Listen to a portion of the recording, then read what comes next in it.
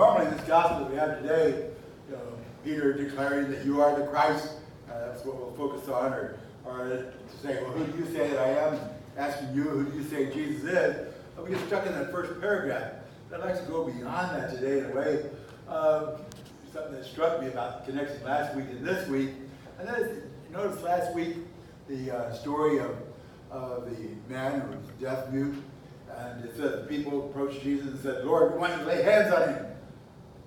What did Jesus do? He took the man off aside somewhere and spit, and put spit on the guy's tongue. And then today, we have Jesus saying, I tell you, the Son of Man is going to have to be persecuted. He's going to be suffering, and so on. And Peter comes along and says, Lord, no, you don't have to do that. And what is Jesus' response this time? He reprimands Peter in front of all the other apostles. By the way, did you notice? Who's got the better etiquette here? Now, Peter took Jesus aside to let him know, Lord, don't do this. And Jesus put Peter in the public sphere to rebuke him. It's like, whoa. But both of them really call us to mind to know who calls the shots, we or God. In both cases, we had people trying to tell Jesus, the Son of God, how to do his ministry, how to save the world, how to be about his business. And in both cases, like, no, I've got a different plan, a different way of doing it. So as we look at that, Dad, we kind of like to ask you this at the beginning, how often do you do that with God? How often do you kind of tell God the way it's supposed to be? You know, we look at certainly suffering in the world. We look at terrible things that happen, and we say, God, why'd you do that? God, you shouldn't allow that. We hear that kind of thing, but we probably do it in our own life. Or sometimes we find the call to maybe pray for something. God, I need rain. I need it right now. Like the guy who's expecting a good harvest on his beans right now. He's, Lord, give me one more rain to get a good crop. But the guy right next door to him is saying, Lord, please don't let it rain. I've got my rice flooded right now, and I don't need any more rain on top of that. So we look at these kinds of things and we say God is supposed to always answer both questions at the same time. No such thing. But do we tell God how to perform? Possibly. So what I look at today is who calls the shots? You and I, or God? Who is the Lord?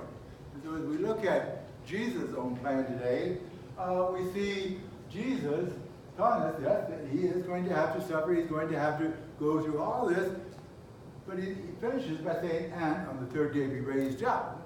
It makes me think of our normal human behavior, if you will. When we look at other kinds of contests that go on in the world or in our life, you think about a football game. Some of you I know probably want to get home and watch a game today of some sort. We think about football, you think about quarterback. He's got maybe 10 seconds left, 15 seconds, and the game's going to be over. They're behind, and he's within reach of being able to get across the goal. And what are all the fans doing? Yeah, go. They're egging him on, even though the guy's going to get creamed. They're going to do everything in the world to down that fella. And they don't care how much he hurts. And yet we say, get in there and do it. Anybody not do that way?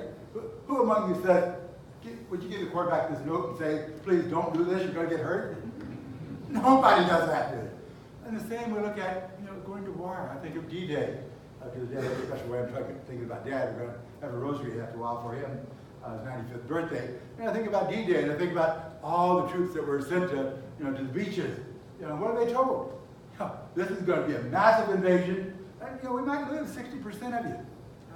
It might be 60% or more who are going to lose their life in order to obtain this goal. Now, what do? We say, oh, don't go. Be a coward, turn away. No, get in there, give it all you've got, and if you die in the process, certainly you're a hero. What do we die? We die for something that is important, right? We give our lives for what is important. But then why is it when we look to Jesus, we look to the Lord, we look to salvation, and we want to say, no, Jesus, take the easy way out. That's Peter's response today. Lord, you don't have to do that. You're God. You can make anything happen you want. But you don't have to go to the cross and suffer like that. And we want to put Jesus to the slow side. Why? Because guess what? If we're going to follow him, that means we got to be ready to do the same thing. And we don't like that for ourselves. Matter of fact, we're at a point today where we want to tell God, hey God, you really don't mean what you said 2,000 years ago about those commandments, do you? You really don't mean what you said 4,000 years. Times have changed. We want you to change with it. Not going to do it, is he? So he says, get behind me. Peter, that's what caught my attention. Get behind me, Satan. Get behind me. Sometimes we hear that word Satan thing, Lucifer. No, Satan means tempter. Get behind me, you tempter. You shouldn't be trying to tempt me like that. So get behind me.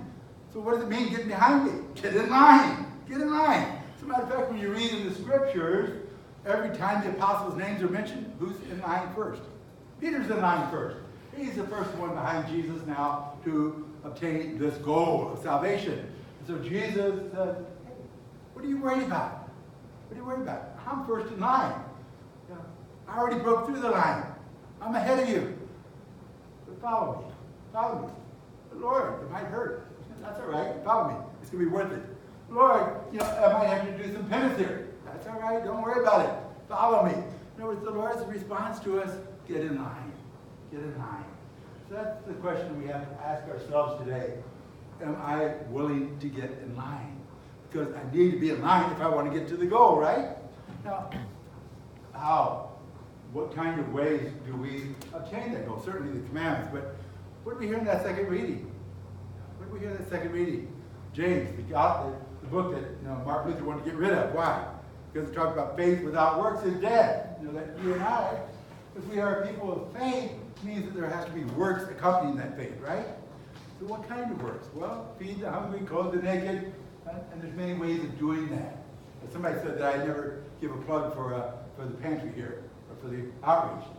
Well, in case you didn't hear it, we're giving a plug again today. That there are many ways of doing that. Next week you will have Food for the Poor here. Certainly our donation, our way of helping the poor, the sick, and suffering. But in a personal way, we can find ways to be involved in the life of others to alleviate suffering and sickness in some way. And we need to find how we can do that. And again, the pantry would be one way of doing that. So if anybody wants to give a couple hours, maybe just on Saturday morning, once a month, would be a great blessing, a great help. And realize what a blessing you experience when you give yourself for those less fortunate. Today, again, let's ask ourselves, am I willing to get in line? Am I willing to follow Christ, knowing that there is a price to pay in doing so?